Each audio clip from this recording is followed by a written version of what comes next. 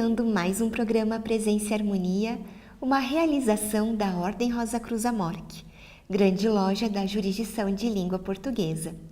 E hoje estamos com a Soror Elisa Valesca Krieger Alves da Costa, que é doutora em Psicologia Clínica e Cultura, e conversamos sobre autocuidado e resiliência, superando desafios. Confira!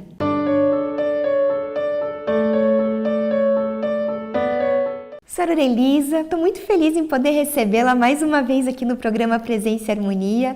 Muito obrigada. Eu que agradeço o convite, Vivian. Sempre uma alegria muito grande estar aqui com vocês. Soror, então eu gostaria de começar conversando, a respeito então do autocuidado. Como que a Soror define esse conceito e qual que é a sua importância na superação dos desafios da vida? Nossa, olha, Soror, esse é um assunto tão importante, tão atual. Eu fiquei muito feliz de poder tratar desse tema aqui com vocês, porque a gente tem ouvido muito falar sobre autocuidado aí nas redes sociais, não é, na mídia.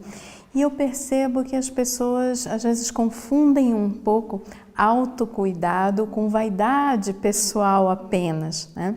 E muita gente acha que o autocuidado é apenas aquela rotina de skincare, né? De estar na academia cuidando da forma física. E quando nós falamos de autocuidado, nós precisamos, como Rosa Cruzes, entendermos as nossas dimensões física, psíquica e espiritual.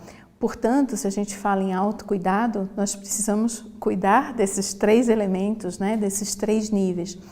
E apenas com o autocuidado é possível estarmos sãos, física, psíquica e espiritualmente, para fazer frente aí aos desafios, às demandas, né, cotidianas.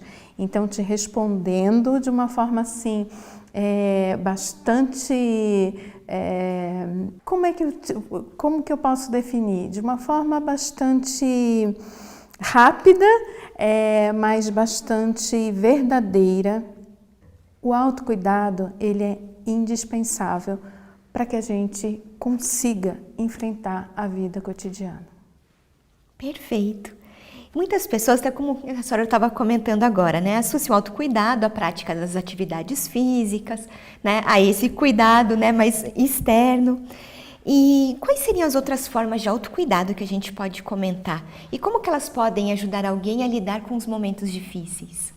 O que acontece? Existem várias práticas possíveis, tanto a níveis físicos quanto psíquicos e espirituais. Então, quando falamos do cuidado do corpo, que precisa ser cuidado porque é a nossa morada, a morada da mente e do espírito, nós precisamos entender que devemos ir além apenas da aparência física da vaidade. Então, não é ir malhar na academia apenas para ter um corpo dentro de padrões que são socialmente construídos e que nós sabemos que são variáveis ao longo do tempo, das culturas, dos países. Também cuidar da pele ou dos cabelos, que pode ser muito importante, mas nós precisamos também cuidar daquilo que nós ingerimos em termos de alimentação, de uma hidratação correta. Eu percebo que muitas pessoas deixam de tomar água durante o dia. Não sei se é o seu caso, você que está aí nos escutando, tá? Mas a ingestão de água, ela é necessária para o bom funcionamento físico e também para a questão espiritual, e até para o bem-estar psíquico, Uma pessoa bem hidratada, o corpo dela vai funcionar melhor. E para além disso, a Ordem Rosa Cruz, inclusive, tem ensinamentos riquíssimos, amplos, vastos, sobre alimentação mais adequada. Esse é um assunto em voga e eu acho importante que a Ordem ela consegue fornecer um caminho, um bom direcionamento para os seus membros, porque nessa época de internet, a gente vai procurar uma informação e encontramos coisas ambíguas, coisas falsas, coisas sem muita comprovação científica, Será que devemos ou não devemos beber água com limão pela manhã, E nesse sentido, eu gostaria de frisar que a Ordem tem uma série de ensinamentos, não só dentro dos estudos fechados das monografias, mas como vídeos que já foram feitos aqui, livros que são abertos ao público sobre a importância de uma boa alimentação. E aí a gente não está falando só da qualidade alimentícia em termos nutricionais, calóricos, né? Mas de repensarmos até o sacrifício de animais no planeta, o uso de agrotóxico, porque tudo isso influencia o nosso corpo físico, mas também a nossa espiritualidade, né? E aí, partindo para a questão já um pouco mais psíquica, também é muito importante entendermos que não adianta a gente viver numa sociedade e num momento, né, social em que a gente cuida tanto do corpo, né, tanto da vaidade, se a gente não tem saúde mental. Cada vez mais vemos as pessoas tendo que trabalhar em empresas com metas a serem batidas, concorrência, né, do mercado entre empresas, muitas pessoas aí adoecendo psiquicamente, né? E só é possível viver num mundo tão desafiador para criar filhos, para estudar, trabalhar, ter tripla jornada, às vezes, lidar com situações como a pandemia da Covid-19, guerras, tudo isso a gente precisa estar com a nossa saúde mental preservada, porque sem isso a gente pode ter uma alimentação bacana, mas a gente vai ter ansiedade, medo, insegurança, temores. E como professora de psicologia, eu gostaria de chamar a atenção a um mito, né, que as pessoas têm, que acham que fazer terapia é para quem tem problemas, né? Problemas todos nós temos, não é mesmo? Eu, você, vocês aí que estão nos escutando.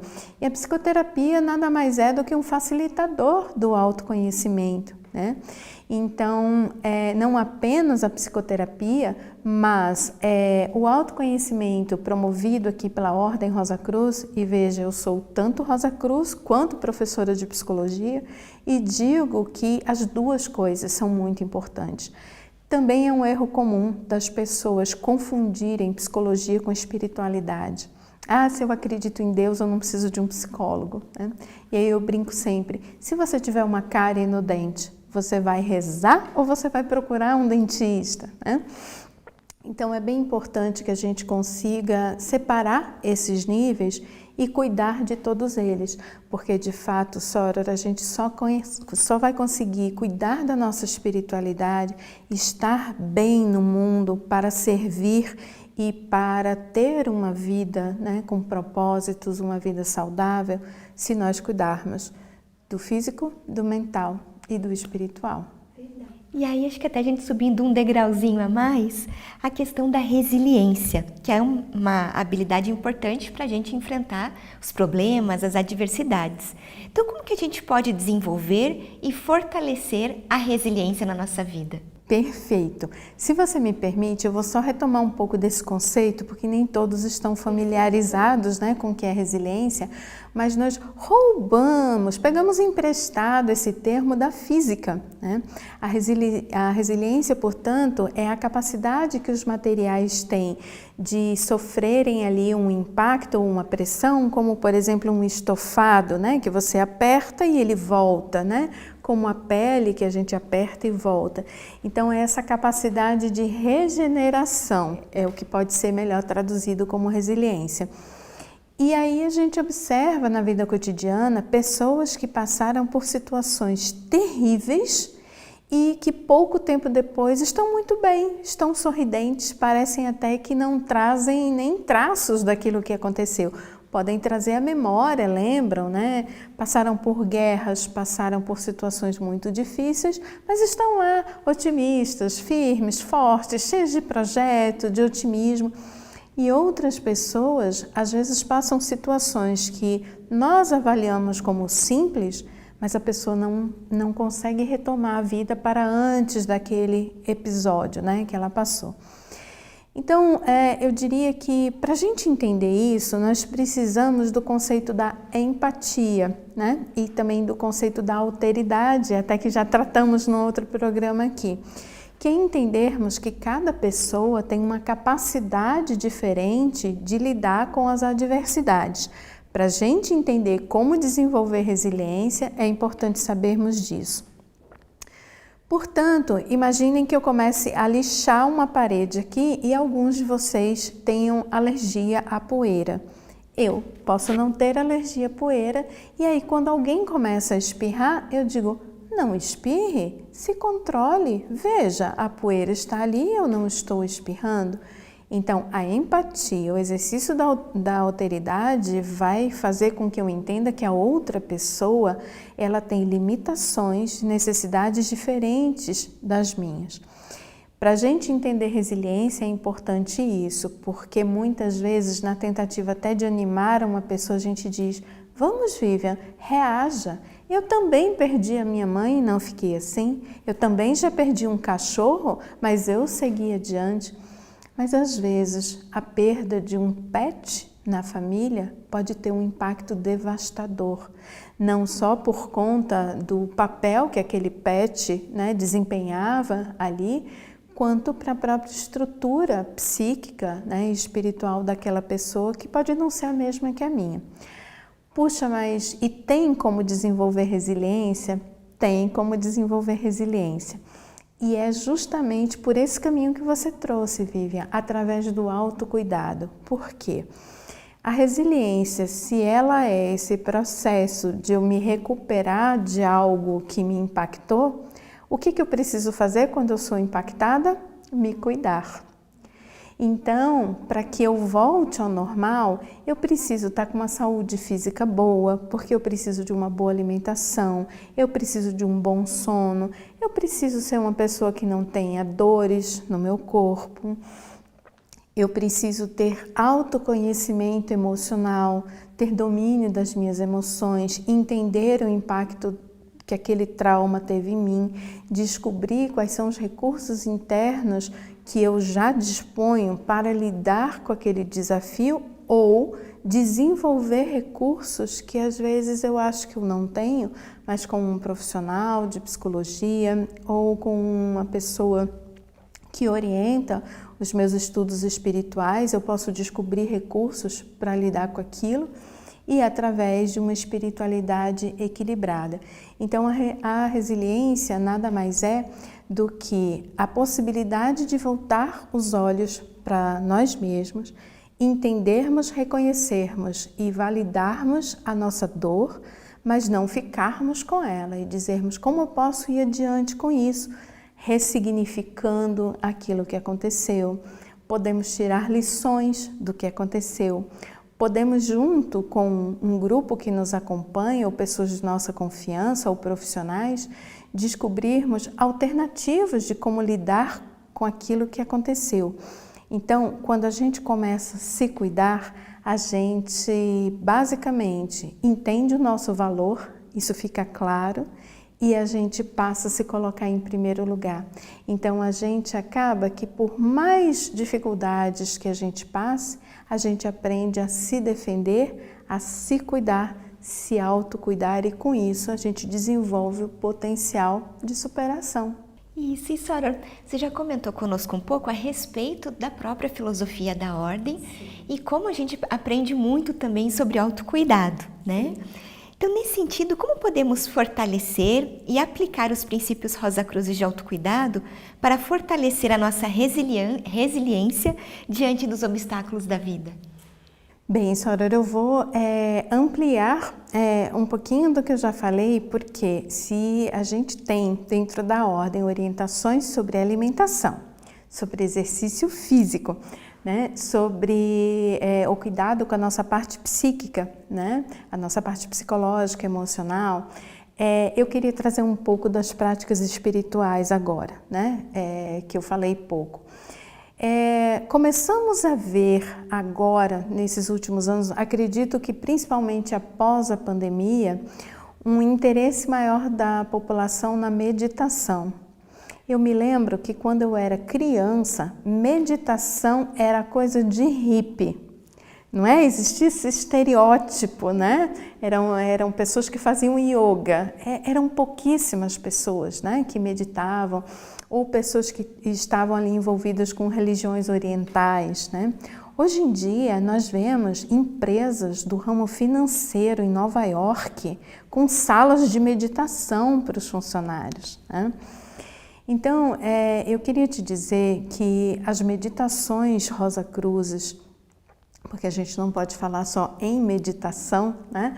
Porque são vários estilos, vários tipos, vários propósitos, elas podem alçar o ser humano a níveis de consciência, de saúde, de fortalecimento, de autoconhecimento incríveis, né? A gente que acompanha a Estudante Rosa Cruzes há muitos anos, né? A gente observa que são pessoas que têm um posicionamento diferenciado na vida e que conseguem fazer frente a grandes desafios, como passamos todos, né, pela pandemia, por exemplo, por guerras, porque a meditação, ela promove não só a possibilidade, né, de autocentramento, de autocuidado, mas de equilíbrio energético, né, de conexão com o cósmico, que é a nossa fonte primária de energia e de vida.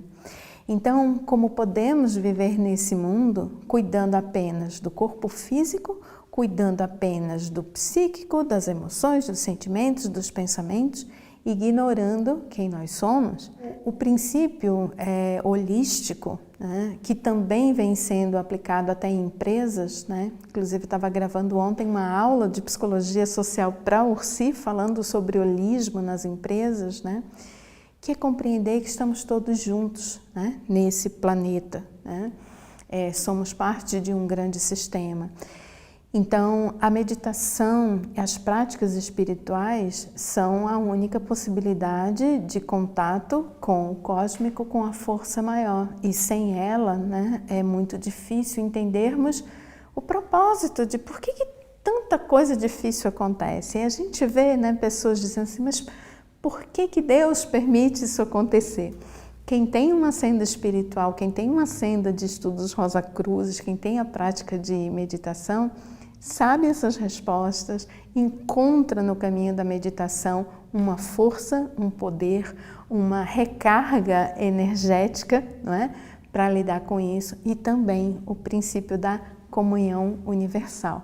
Porque por mais que a gente medite sozinho no nosso cantinho, é nesse momento que a gente comunga com todos os outros. E isso é espetacular para a qualidade de vida e para a paz no planeta, né? Que precisamos tanto. E senhora, agora também falando um pouquinho da nossa vida, né?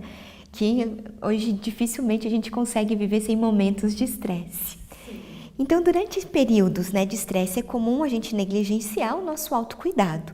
Então, quais são as consequências disso e como que a gente pode, não sei nem se é possível, evitar esse cenário? É verdade. O que acontece, Soror, é que em momentos de estresse, de desafios, o corpo humano e o psiquismo entra no que em psicologia nós chamamos de reação de luta ou fuga, né?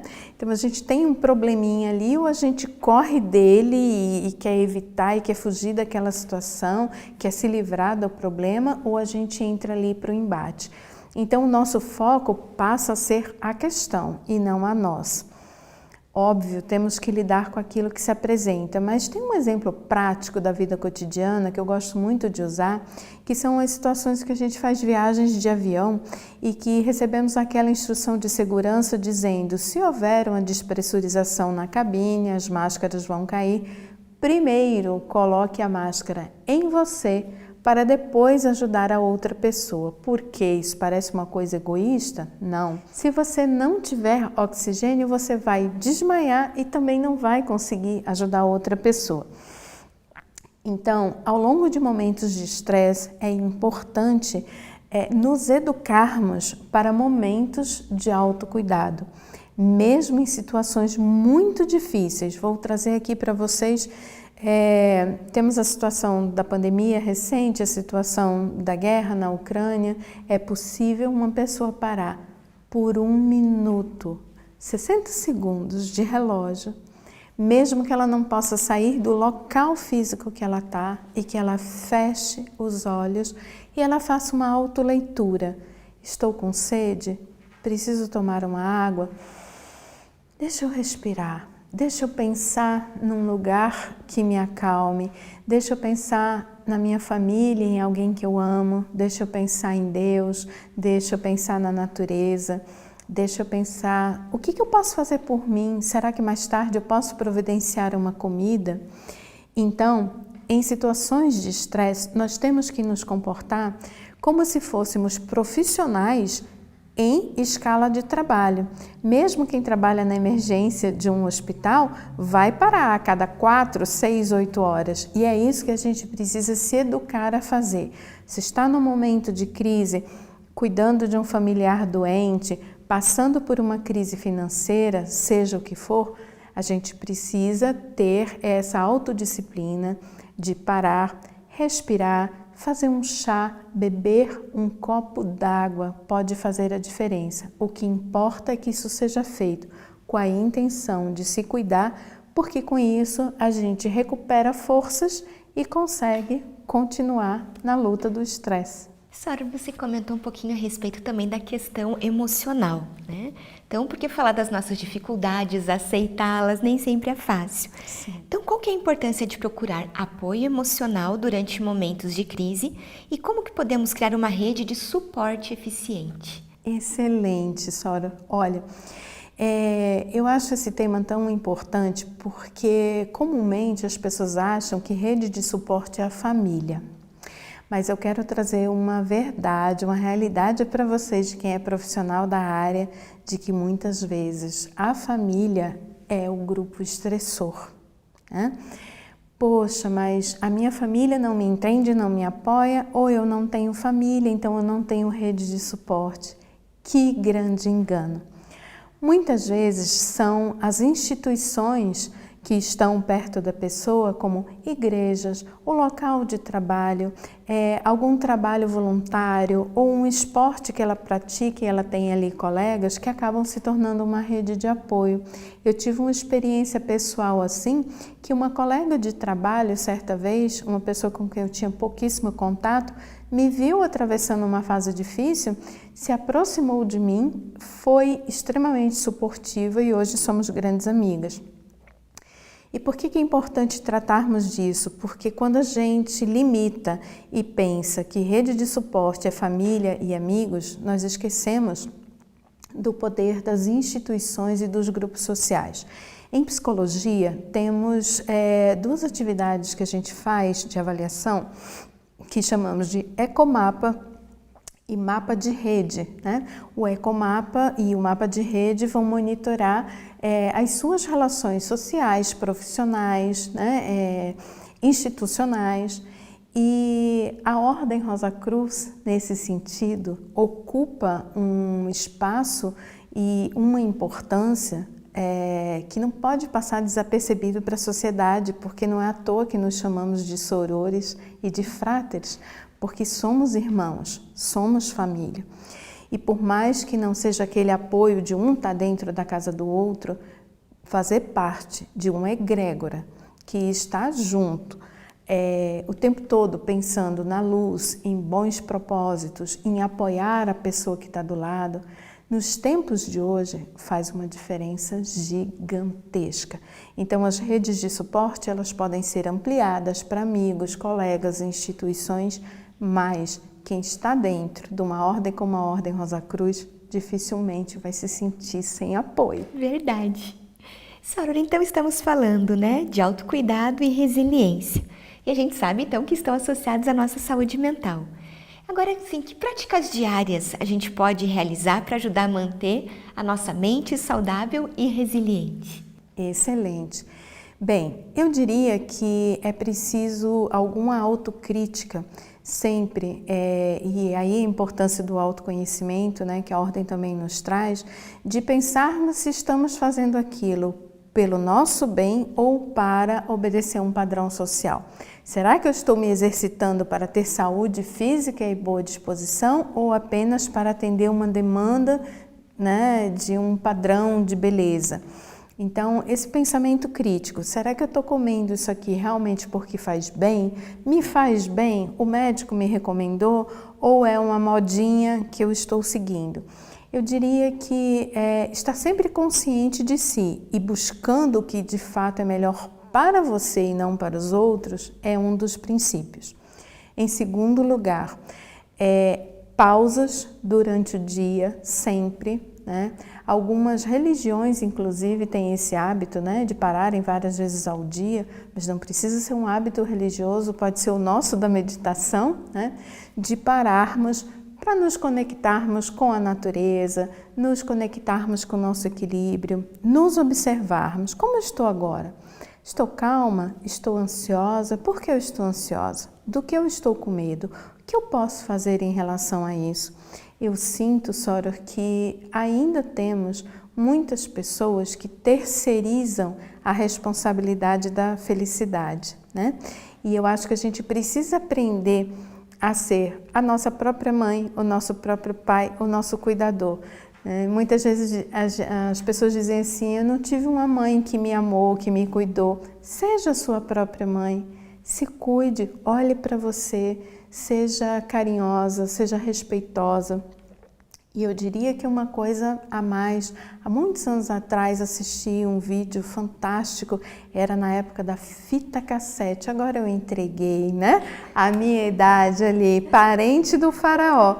E se não me engano, era o Frater Elias, né, falando do envenenamento mental. Talvez ainda tenhamos disponível aqui, né? O que a gente faz para se massacrar o dia inteiro? Né? Então, além da gente não se cuidar, dizer assim, minha mãe não cuidou de mim, eu não tenho um companheiro, eu não tenho uma companheira que cuide de mim, vamos cuidar de nós, vamos nos amar, se leve para passear, não espere alguém levar, né? Passa um creminho no pé com carinho, não apenas ali com pressa vou hidratar meu pé, seja gentil consigo mesmo, né? Mas sobretudo, evitar os hábitos, né, de se auto-atacar. Soror, isso é uma epidemia nos consultórios de psicologia. Eu não sou capaz, eu não vou dar conta, eu não vou conseguir, isso não é para mim, eu não mereço. E muitas vezes esse tipo de pensamento nem é consciente. Às vezes a pessoa até ouve, né, aquele pensamentozinho como se fosse uma voz. Às vezes não, né? Às vezes a pessoa simplesmente ela trava e ela fala, eu não sei por que eu não topei aquela proposta de emprego. Porque a gente tem dentro de nós, né, por conta de tudo que a gente já viveu, de difícil, pela falta do autocuidado, esse hábito de se colocar em segundo lugar, de não se valorizar, de não acreditar em si mesmo. Vou deixar uma dica aqui importante. Muitas vezes, essa baixa autoestima, ela se manifesta num comportamento exatamente oposto. A pessoa que se exibe demais, a pessoa que é vaidosa por fora, né? Quando por dentro ela se sente menos, ela se sente pequena, ela se sente incapaz. Então ela faz aquilo quase como um mecanismo de compensação daquilo que ela gostaria de ser, mas internamente ela não consegue. Portanto, é importante o cuidado psicológico e espiritual, porque algumas coisas a gente não acessa só pelo intelecto. E quanto mais enfraquecida uma pessoa tiver, menos resiliente ela será. Agora falando um pouquinho da tecnologia, né? Que hoje ela tem cada vez mais um papel e vai ganhando cada vez mais espaço nas nossas vidas. E que pode ser uma fonte de estresse. Então, como que a gente pode equilibrar o uso da tecnologia para garantir o nosso bem-estar emocional? Sara, eu acredito que, como tudo na vida, a minha avó, né, muito idosa, tinha aquelas frases, né, tradicionais do povo antigo que me marcaram. Ela dizia assim, minha filha, tudo demais é veneno, né?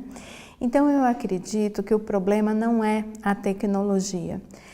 Nós também tivemos esse questionamento quando surgiu a televisão, quando surgiu o aparelho celular, quando surgiram os livros em PDF, que todo mundo achava que ninguém mais ia ler um livro de papel, né? Eu acho que o que vale é nós usarmos a tecnologia e não sermos usados por ela. Então, nós precisamos dessa autocrítica e por isso a importância do autoconhecimento, de dizer o que eu estou obtendo da tecnologia? Nossa, eu estou conseguindo aqui exercícios de pilates grátis, maravilhosos. Isso está me fazendo bem, eu estou me exercitando, eu fiz isso durante a pandemia, né? Ou a gente dizer, nossa, mas fazem 3 horas que eu estou vendo vídeos tolos no TikTok. Até os próprios dispositivos móveis oferecem no seu sistema um controle do quanto tempo tem lá no sistema, né? Vocês podem ver quanto tempo vocês ficaram online, em quais aplicativos, e você mesmo pode administrar. Nada contra assistir um vídeo de dancinha no TikTok. Às vezes, se você teve um dia muito estressante, talvez passar 40 minutos fazendo aquilo seja bom naquele momento. Eu diria que a regra geral é: o que você está vendo te faz bem ou produz conhecimento que você pode transmitir para alguém, é bom, e se, sobretudo, aquele hábito está atrapalhando a sua produtividade, a sua família, os seus estudos. Isso é para tudo.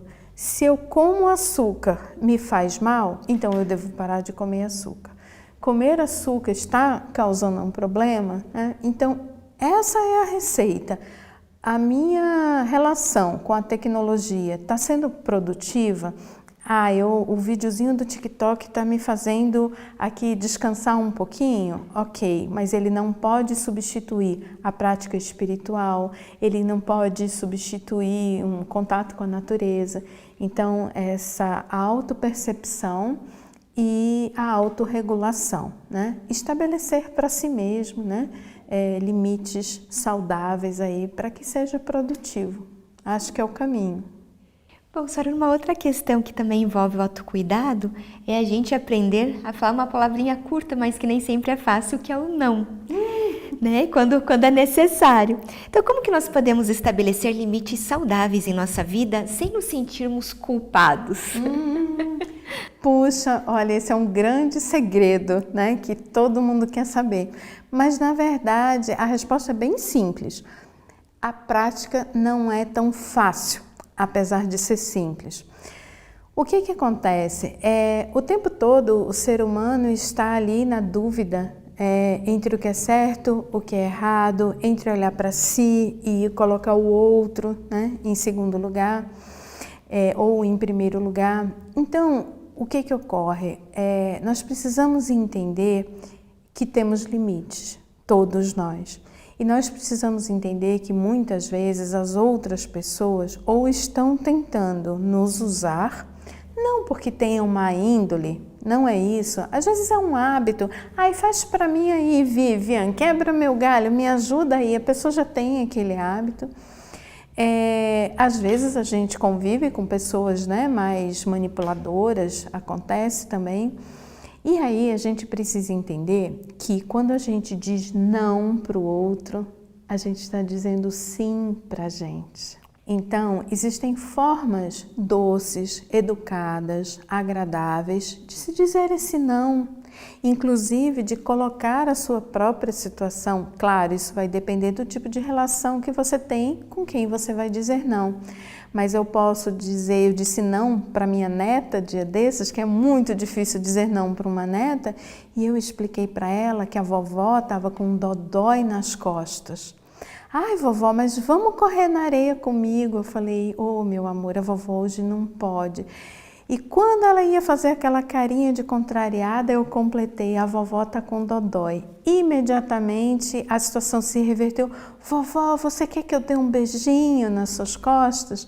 Então, muitas vezes, o outro também precisa ser comunicado do nosso limite. Porque às vezes a gente, na tentativa de agradar ao outro, a gente se violenta. E aí eu acho que isso tem tudo a ver com o assunto que tratamos anteriormente. A gente quer fazer para o outro, para que o outro faça por nós. E aí a gente acaba fazendo uma coisa muito comum na vida. A gente faz, mas esperando receber em troca, e a gente se negligencia.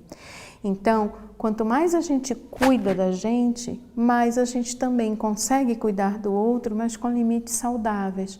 Então, lembrem-se sempre dessa frase: dizer não para o outro pode significar que você está dizendo sim para você mesmo.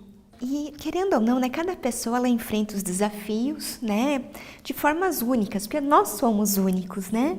Então o que funciona para um não é o mesmo que pode funcionar para outra pessoa. Quais dicas gerais a senhora pode nos dar para que cada indivíduo encontre seu próprio caminho de autoconhecimento e resiliência? Através do autoconhecimento e principalmente do autorrespeito, né? E o autorrespeito vem da gente não se cobrar demais, coisa que a gente costuma fazer, não se julgar, sentar e lançar um olhar sincero a si mesmo e dizer: isso aqui eu consigo, isso aqui eu sou boa, nossa, isso aqui eu não dou conta, mas sem colocar ali um juízo de valor, é porque eu sou uma incompetente, eu não consigo mesmo, eu sou uma fraca, não. Um olhar avaliativo, quase como se estivéssemos fazendo um inventário de recursos, né, e de demandas. Então, eu não gosto de falar de defeitos e qualidades, porque muitas vezes o que eu tenho de recurso para usar, num determinado momento, pode até não ser adequado. Então, como é que a gente vai, né, dizer o que é bom, o que é ruim? Tenho tais características que podem me auxiliar. Opa, excelente! Então, eu vou me preparar para que em determinadas situações eu utilize essas minhas características, mas puxa, eu não sei lidar, digamos, com conflitos interpessoais na minha família, no meu condomínio, na minha faculdade. Eu preciso desenvolver estratégias, porque vivemos em sociedade e através daí buscar orientações de desenvolver esse tipo de recurso. Lembrando sempre que existem muitos recursos diferentes para lidar com a mesma coisa. Então, se talvez para você seja mais difícil expor suas emoções, seus sentimentos, talvez você consiga lidar com uma situação onde os seus sentimentos estão sendo atacados através de uma carta ou através de você colocar tudo isso para uma pessoa de confiança, um psicólogo, um mentor, alguém da sua proximidade. Então, o autoconhecimento é importante porque é quase como fazermos um inventário do que temos na nossa geladeira. Tenho leite, tenho suco, tenho carne, mas não tenho abacaxi nem manteiga. E isso não é para se criticar e dizer, veja, eu não consigo. Vamos buscar, vamos desenvolver, a gente pede emprestado no vizinho, né? A gente vai em busca de uma leitura, vai em busca de um caminho espiritual, vai em busca da psicologia, mas a gente só consegue fazer isso quando a gente se ama. Sem esse olhar amoroso, tudo isso fica inviável. Senhora Elisa, que conversa preciosa pra gente hoje. Muito obrigada. Eu que te agradeço. Foi muito bom estar aqui com você e eu acho que todos nós precisamos nos cuidar, fazermos um mundo melhor. Muito obrigada. De nada. Aproveito para lembrar do nosso e-mail presenciaharmonia@morte.org.br. É muito importante para nós essa via de comunicação que nós temos com você que nos assiste. Agradecemos a participação conosco hoje e até o nosso próximo encontro. Paz profunda!